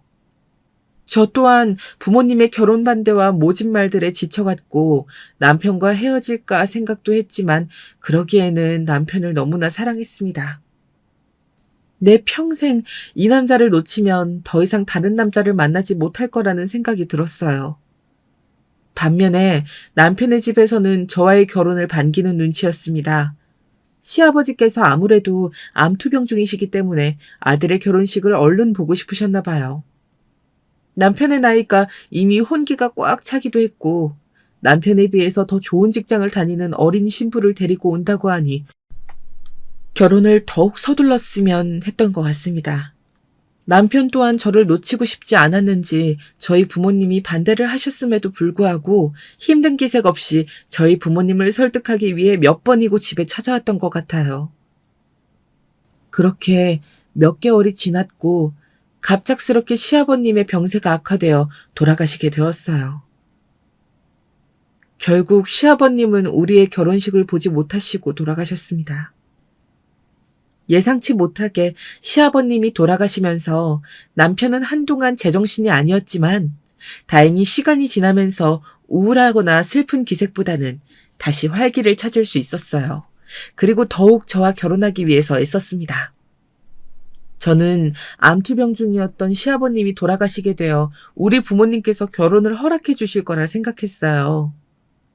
제가 결혼 후 직접 시아버님의 병간호를 할 일이 없어졌으니까요. 하지만 저희 부모님은 새로운 이유를 대시면서 저의 결혼을 반대하셨습니다. 그 남자의 아버지께서 돌아가셨다니 유감이지만 네가 홀 시어머니를 모실 자신이 있니? 사고로 돌아가신 것도 아니고 암에 걸려 돌아가셨다면서. 암도 유전이야. 네가 만나는 남자가 나중에 암에 걸릴 가능성도 있다는 말이야. 그런 집안에 우리 딸이 들어가서 고생하는 꼴을 엄마 아빠는 절대 지켜볼 수가 없구나.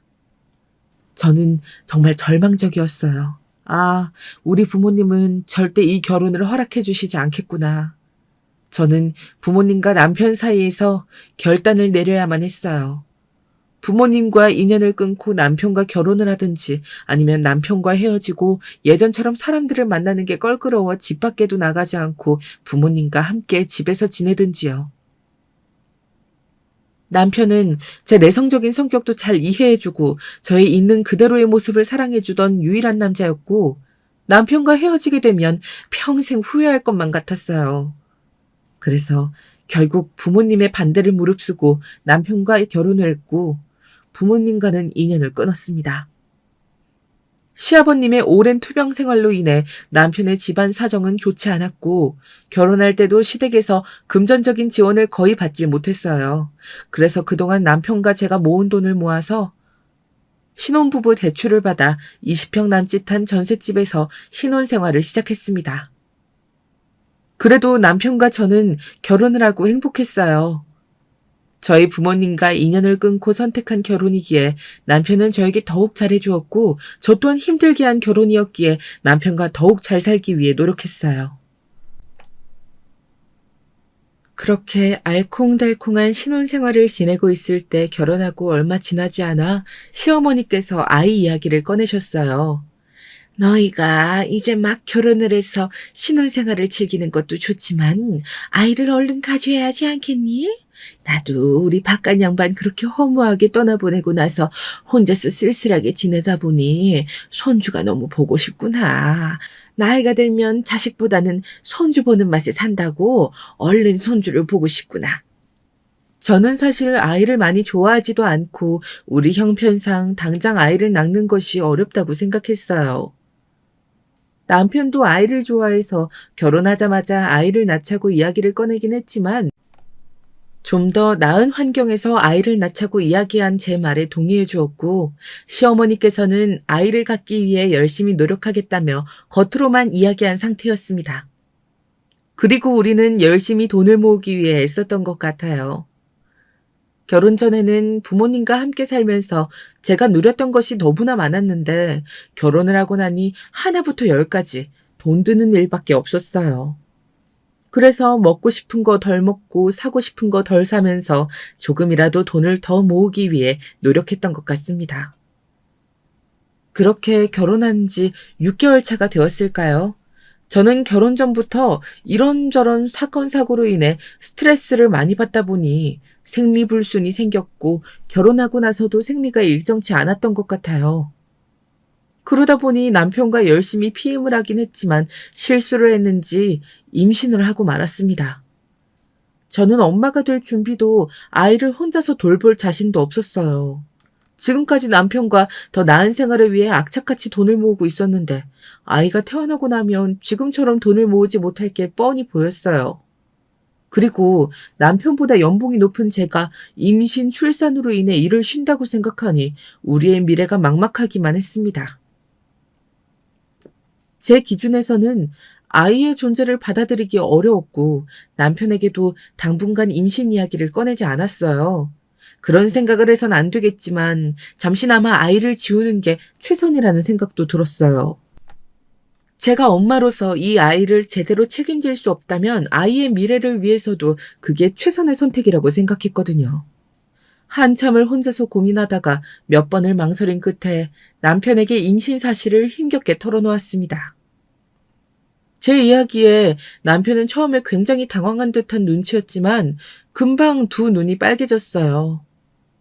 고마워, 여보. 나 정말 좋은 아빠가 될게. 별 볼 일 없는 나에게 당신도 우리 아가도 찾아와줘서 정말 고마워. 저의 임신 소식에 남편은 연거푸 고맙다는 말을 했고 남편의 감격스러운 목소리를 듣고 제 마음도 움직였어요. 그래, 한번 낳아보자. 나도 좋은 엄마가 될 수 있을 거야.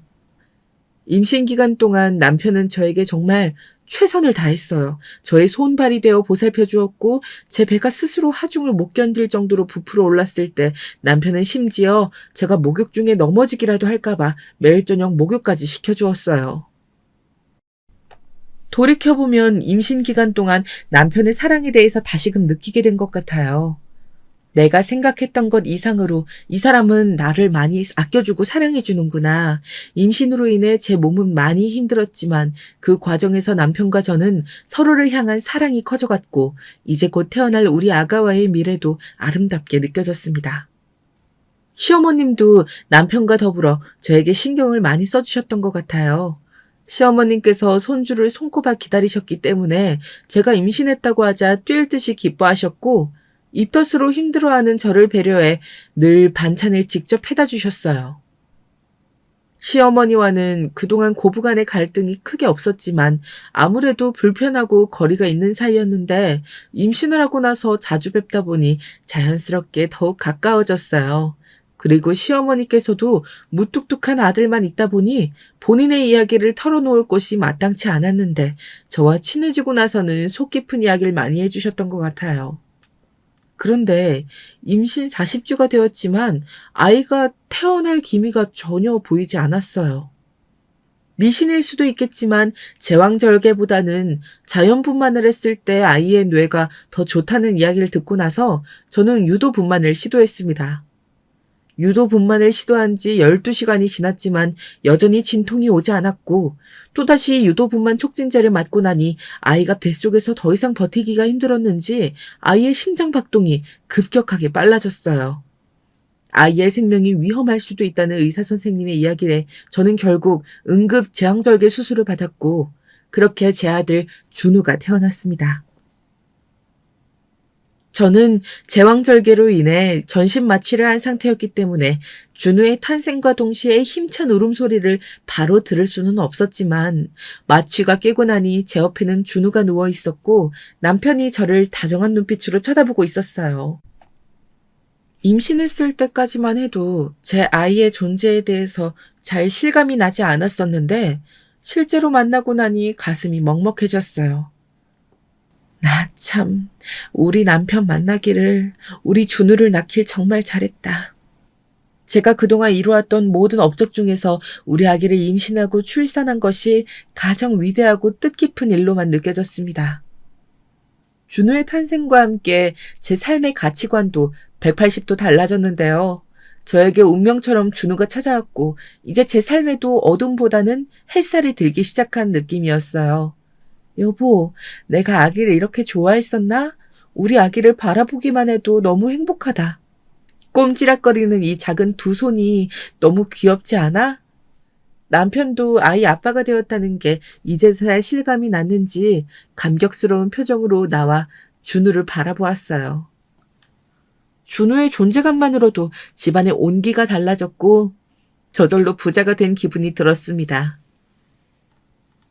그렇게 준우만 바라보고 육아를 시작한 지 어느덧 100일이 훌쩍 지나버렸어요.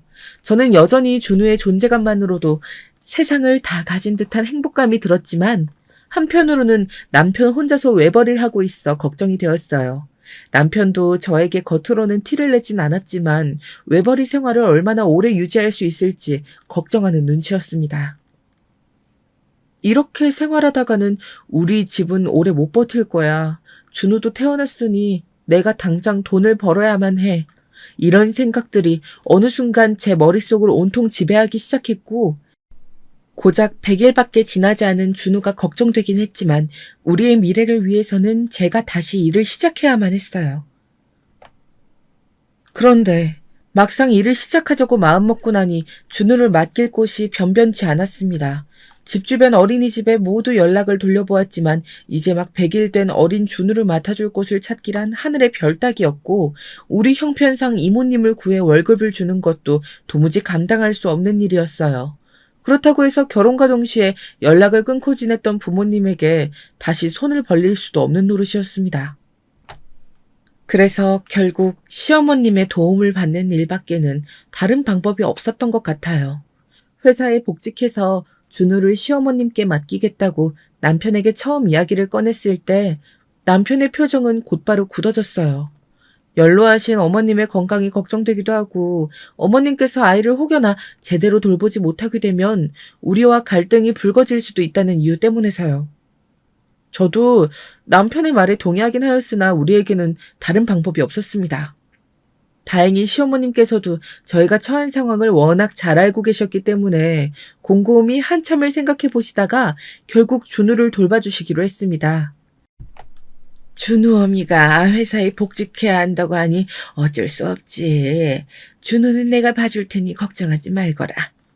시어머님이 손사래를 치셨다면 정말 막막했을 것 같은데 다행히 저의 간절한 부탁을 들어주셨고 준우가 100일 지날 무렵부터 시어머님께서 돌봐주신 것 같아요.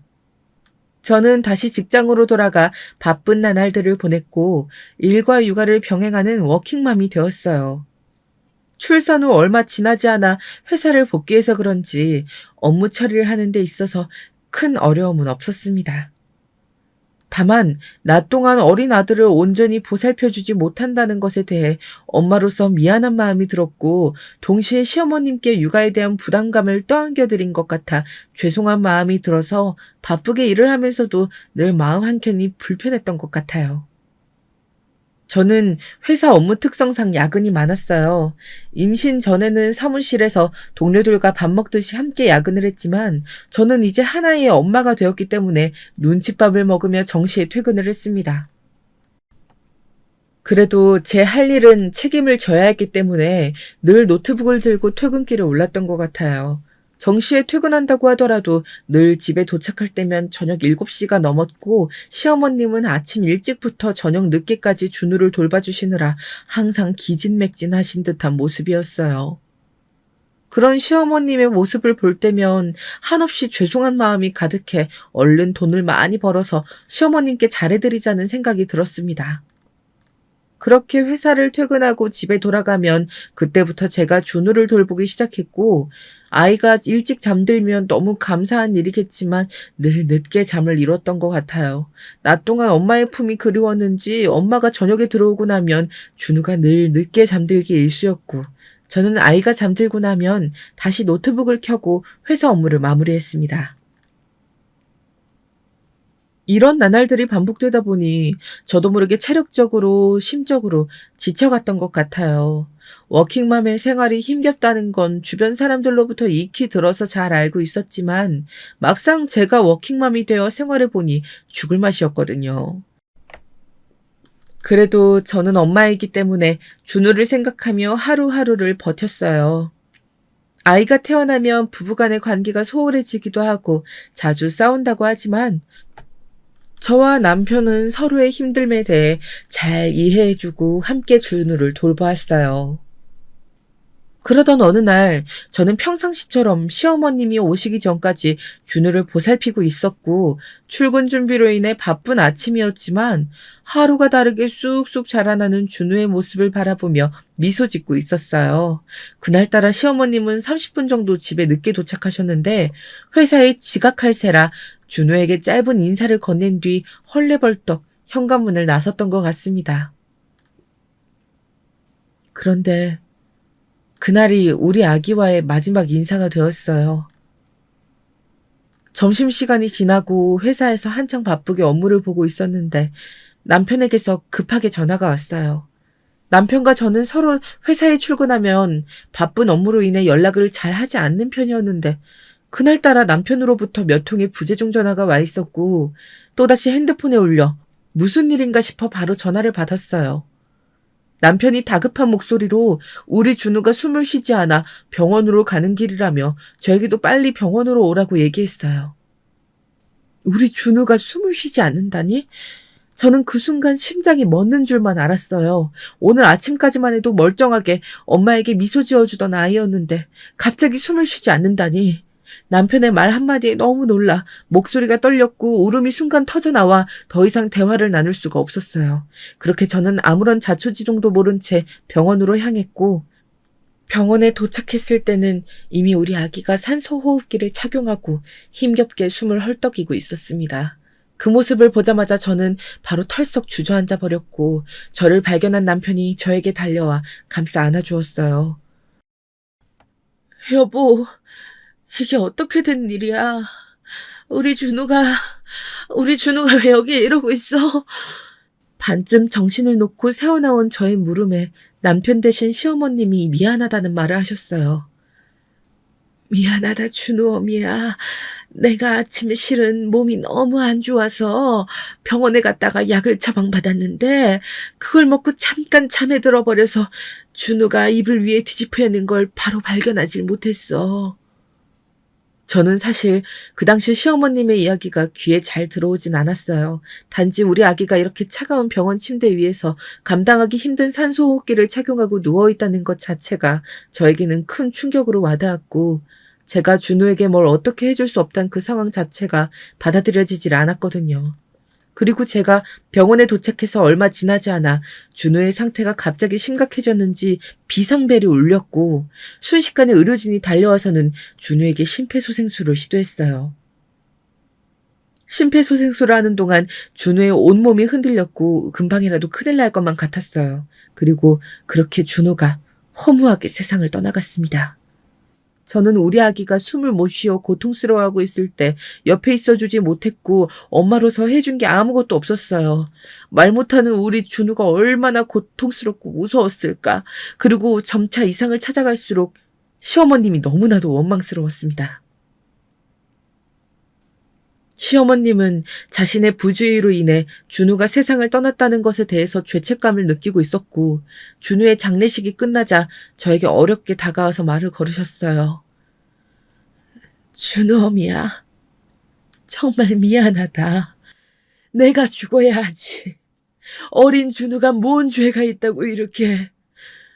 순간 저는 시어머님을 보고 이성을 잃고 말았어요. 이게 다 어머님 때문이잖아요. 모든 게 다 어머님 때문에 일어난 일이잖아요. 그 어리고 어린 아기가 숨을 못 쉬어서 바둥대고 있었을 때 어머님은 뭐하고 계셨어요? 우리 아기 살려내세요. 우리 준우 살려내시라고요. 그동안 제가 말 한마디 하고 있지 않다가 장례식에 와서 이렇게 소리를 지르니 시어머님은 적지 않게 당황한 눈치였고 남편이 저를 붙잡으며 그만하라고 되어 소리를 질렀어요. 병원에 도착해서 지금 이 순간까지 저는 단 한 번도 시어머님께 말을 걸지도 대꾸하지도 않았거든요. 시어머님이 우리 준우를 죽게 만들었다는 생각에 몹시 분하고 치가 떨렸지만 아무 말도 하지 않고 입을 꾹 다물고 있었어요. 처음에는 준우가 죽었다는 사실을 받아들일 수 없어 모든 상황에 대해서 회피했던 것 같고 그 다음엔 엄마로서 준우를 보살펴주지를 못하고 죽음으로 내몰았다는 죄책감에 정신을 차릴 수 없었어요. 그러던 중 시어머님이 저에게 다가와 미안하다며 말을 걸었을 때 이성을 잃었던 거죠. 맞아. 시어머님이 그날 잠들지 않았더라면 우리 준호를 그렇게 허무하게 보내지 않았을 텐데. 이게 다 어머님 때문이야. 시어머님에 대한 원망과 분노가 사무쳤고 저는 어떻게든 화풀이를 하지 않으면 미쳐버릴 것만 같았어요. 저의 원성의 시어머님은 그저 본인이 잘못했다며 고개를 떨구며 눈물을 훔치셨고 장례식장에 끝까지 남아있었던 몇몇 친척분들은 제가 시어머니께 소리 지르는 것을 보자 혀를 차며 저의 태도에 언짢은 표시를 했습니다. 저는 주변의 시선까지 신경 쓸 겨를이 없었어요. 저에게 준우는 제가 상상했던 것 이상으로 제 삶의 큰 부분을 차지하고 있었고 자식을 먼저 떠나보낸 엄마의 슬픔은 이루다 말할 수 없었거든요. 사랑하는 준우야, 엄마가 참 못났다. 그렇지? 엄마가 지켜주지 못해서 많이 미안해, 우리 아들. 엄마가 많이 많이 사랑해. 그렇게 저는 남편과 함께 준우의 마지막을 힘겹게 보내주고 집에 다시 돌아왔어요. 하지만 저는 집에 들어오자마자 다시 할 말을 잃을 수밖에 없었어요. 집에는 준우가 사용하던 침대, 옷가지, 장난감, 인형 등이 집안 곳곳에 널브러져 있었고 준우가 마치 어디에선가 울면서 엄마를 찾을 것만 같았거든요. 저는 준우의 마지막 채취라도 다시 느껴보기 위해서 준우가 사용하던 물품들을 한참을 껴안고 있었고 또다시 눈물이 나기 시작했어요. 그런 제 모습을 옆에서 지켜보던 남편도 목 놓아 울기 시작했는데 그동안 남편은 시어머님이 옆에 있어서 그랬는지 혹시나 시어머님이 준우의 죽음에 대해서 자책을 할까봐 울음을 꾹 참았던 것 같아요. 우리는 그렇게 여전히 준우의 채취를 느끼며 서로를 얼싸안고 한참을 울었습니다. 그렇게 한 달이 지나갔고 저와 남편은 차츰 준우의 물품을 하나씩 정리하기 시작했어요. 여전히 준우가 너무나 보고 싶었지만 우리 아기의 흔적을 계속 남겨두자니 슬픔의 골이 너무 깊어 이대로 두다간 제정신이 온전치 않을 것만 같았거든요. 남편도 이제는 더 이상 저의 우는 모습을 지켜보기 힘들었는지 제 눈치를 보며 조심스럽게 준우의 물품을 하나씩 정리하고 있었어요. 준우가 그렇게 세상을 떠나가고 저는 삶의 의욕을 완전히 잃어버렸어요. 남편은 가족을 떠나보낸 경험이 있어서 그런지 저보다는 담담하게 일상생활을 시작했던 것 같은데 저는 여전히 삶의 의욕을 잃은 채 살아갔습니다. 준우가 우리 곁을 떠난 지 3개월이 되었을 때 저는 다시 회사 생활을 시작했고, 이제는 더 이상 워킹맘이 아니기에 일부러 늦게까지 야근을 도맡아 해왔어요. 바쁘게 일을 하면 잠시나마 준우에 대한 생각을 덜 수 있었고, 야근으로 인해 몸은 힘들었지만 도리어 심적으로는 마음이 편해지더라고요. 저는 준우가 떠나가고 남편과의 대화가 확연히 줄어들었어요. 남편과 대화를 나누다 보면 대화의 끝에는 항상 준우가 있었고 더불어 시어머님이 떠올랐거든요. 남편은 어느 순간부터 제 앞에서 시어머님 이야기를 꺼내는 것에 눈치를 보았고, 저 또한 남편과 시어머님에 대해서 굳이 이야기를 나누고 싶지 않았어요. 하지만 남편은 제가 부모님과 인연을 끊었을 때처럼 시어머님과 인연을 끊을 수가 없었나 봐요. 여보, 이제 그만 엄마를 만나보는 게 어때? 우리 준우 그렇게 보내고 나서 엄마도 마음 편치 않으셨을 것 같아. 평생 안 볼 사이도 아니고. 저는 준우를 그렇게 제 품에서 호련히 떠나보내고 나서 시어머님을 앞으로는 만나 뵙고 싶지 않았습니다. 나 아직 어머님을 만나뵐 마음의 준비가 되지 않았어. 오빠는 엄마라서 모든 게 용서가 되고 만날 수 있을지 모르겠지만 난 아니야. 난 어머님 얼굴 뵙고 이야기 나눌 자신이 없어.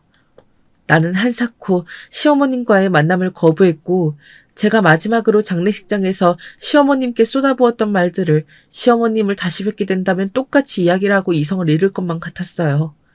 남편도 아직 제 마음이 풀리지 않았다는 것을 표정과 말투에서 감지했는지 더 이상은 다른 말들을 꺼내지 않았습니다.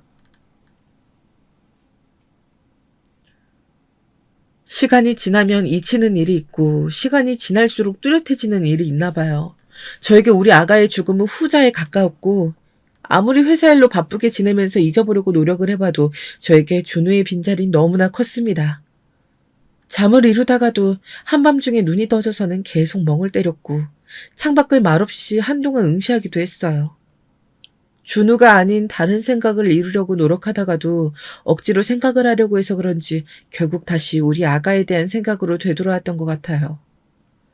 다람쥐 쳇바퀴 돌아가듯이 제 머릿속에는 온통 준우 생각으로 꽉 차서 머리가 터질 지경이었습니다. 제 상태가 심각해지자 남편은 더 이상 저를 내버려 두어서는 안 되겠다고 생각했는지 저를 억지로 끌고 가서 정신과 상담을 시켰어요. 생각보다 제 상태는 매우 심각했어요. 우리 아기에 대한 생각을 하지 않으면 극도로 불안한 증상이 나타났고, 또다시 소중한 무언가를 잃을 것 같다는 공포감에 휩싸여 온몸이 으스스 떨리기도 했어요. 이 모든 증상들이 저는 그저 준우를 잃고 난 후유증 정도로만 생각했었는데, 저도 모르는 사이에 공황장애가 와서 저 자신을 올가매고 있었나 봐요.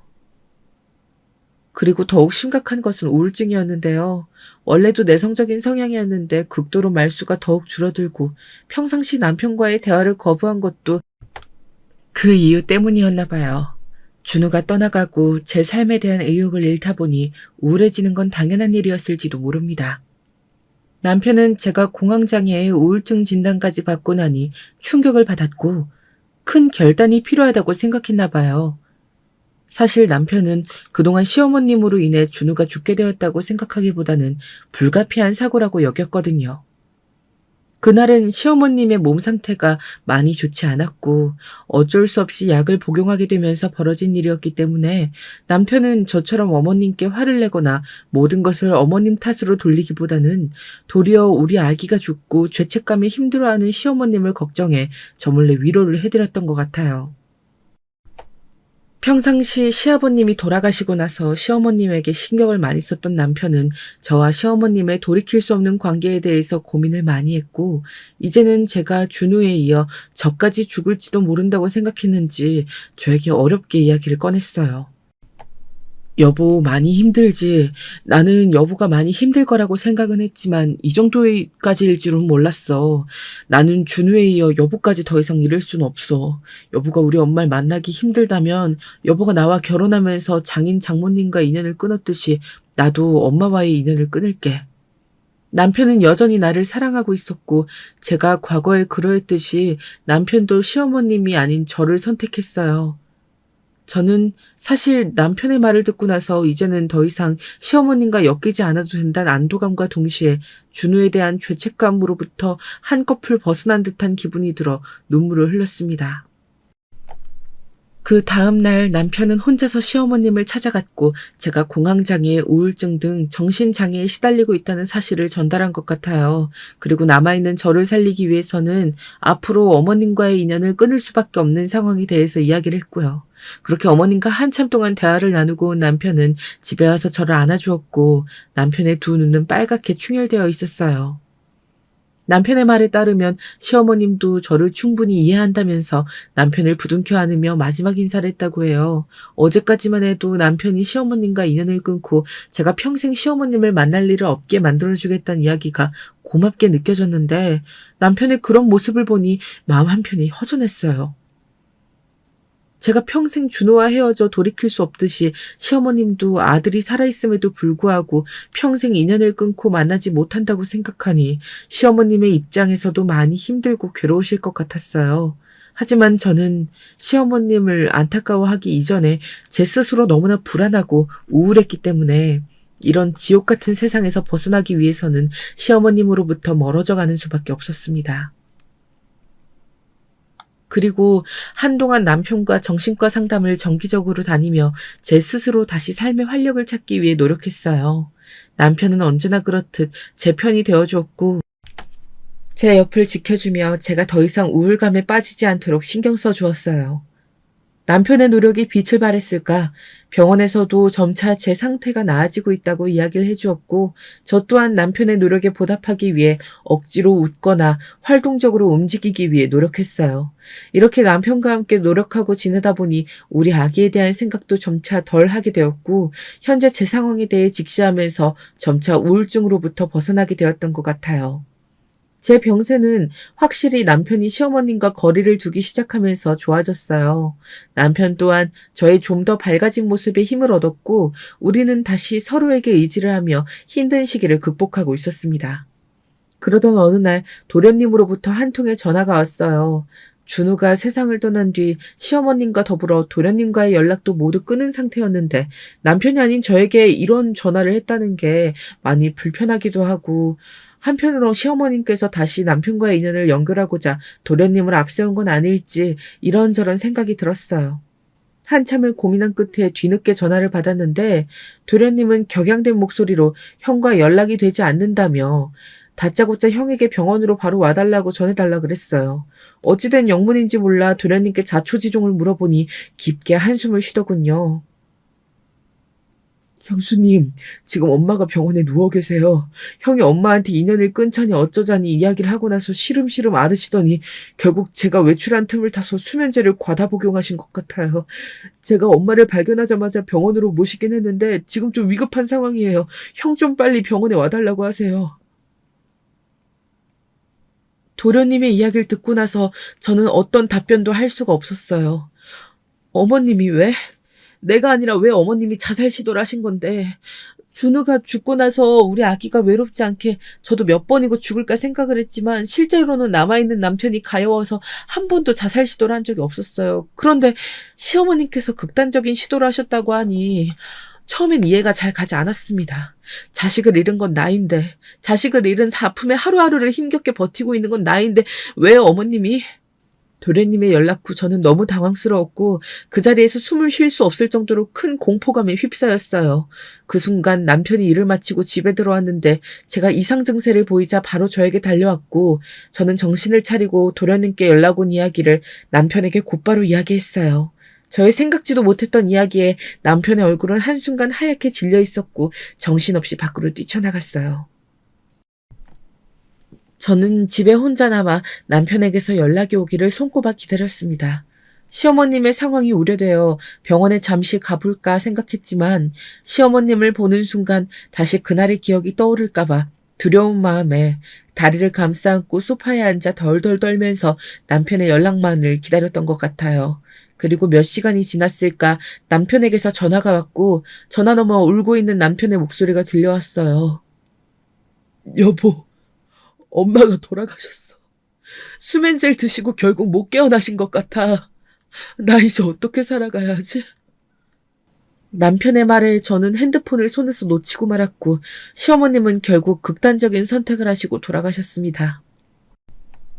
저로 인해 남편이 시어머님과 인연을 끊었고 저로 인해 시어머님께서 상처를 받아 극단적인 선택을 하셨어요. 준우가 세상을 떠나고 얼마 지나지 않아 그렇게 시어머님이 세상을 등지고 말았습니다. 시어머님이 그렇게 돌아가시자 저는 그동안 준우가 그렇게 허무하게 떠나간 것에 대해 시어머님께 책임을 물으며 모질게 했던 말들이 떠올랐어요. 그리고 그동안의 일 때문에 바쁘단 핑계로 제 스스로 준우를 잘 돌보지 못했던 상황들, 그로 인해 시어머님께 준우를 부탁할 수밖에 없었던 상황들이 불현듯 함께 생각났던 것 같아요. 저는 그저 자식을 떠나보낸 엄마로서의 책임을 회피하고 싶어서 그동안 시어머님께 모든 화살을 돌렸던 것 같습니다. 어쩌면 그걸 이미 알고 있었을지도 모르지만 제가 이 세상에 남아서 다시 살아가기 위해서는 제 자신에 대한 죄책감을 떨쳐내야만 했고 모든 죄책감을 시어머님께 떠안겨 드린 것 같아요. 나 때문에 준우에 이어 시어머님까지 돌아가시게 만들었어. 나로 인해 오빠가 엄마를 잃게 된 거야. 시어머님이 돌아가시자 저는 제 자신을 자책하기 시작했어요. 저로 인해 어머니와 인연을 끊었던 남편은 이제 본인 때문에 어머니께서 돌아가셨다고 생각할 텐데 그 죄책감으로부터 어떻게 벗어나게 할 수 있을까 걱정이 됩니다. 내가 시어머님께 화살을 돌린 것처럼 남편도 나에게 화살을 돌려 어머님 살려내라고 하면 어떻게 하지? 이제 저에게는 남편밖에 남아있지 않은데 남편이 저를 원망하게 될까봐 너무 무섭고 두렵습니다. 저는 남편에게 연락이 오자마자 바로 병원으로 향했고 예전에 제가 침대에 누워있던 준우를 바라보고 주저앉았던 것처럼 남편 또한 미동도 없는 시어머님의 침대 앞에서 주저앉아 있었어요. 그런 남편에게 말없이 다가가 안아주었고 남편은 저에게 한참을 기대어 흐느꼈습니다. 우리 아기의 장례식 이후에 얼마 지나지 않고 시어머님의 장례식까지 치르면서 남편과 저는 둘 다 넋을 잃고 말았어요. 주변의 시댁 친정들은 저보고 사람 하나 잘못 들어서 이사달이 났다며 뒤에서 이야기를 하시는데 정말 이 모든 것들이 저로 인해 시작한 불행일까요? 저는 그동안 남에게 피해를 끼치지 않고 잘 살아왔다고 생각했는데 왜 이런 일들이 저에게만 연달아 발생한 걸까요? 이제는 사랑하는 남편을 위해 남편과 인연을 끊고 저 혼자 살아가야 할지 고민이 됩니다. 저로 인해 불행이 발생하는 것만 같고 모든 것들이 두렵고 무섭기만 해요. 저보다 인생 경험이 많으신 분들의 조언을 듣고 싶어 어렵지만 저의 힘든 이야기를 꺼내보았어요. 저는 남편을 사랑해서 결혼한 것뿐인데 남편과의 결혼을 통해 주변 사람들에게 상처를 주고 죽음으로 내몰게 된 것 같아 너무 괴롭고 힘이 듭니다. 전 앞으로 어떻게 살아가야 할까요? 제 긴 이야기를 들어주셔서 감사합니다.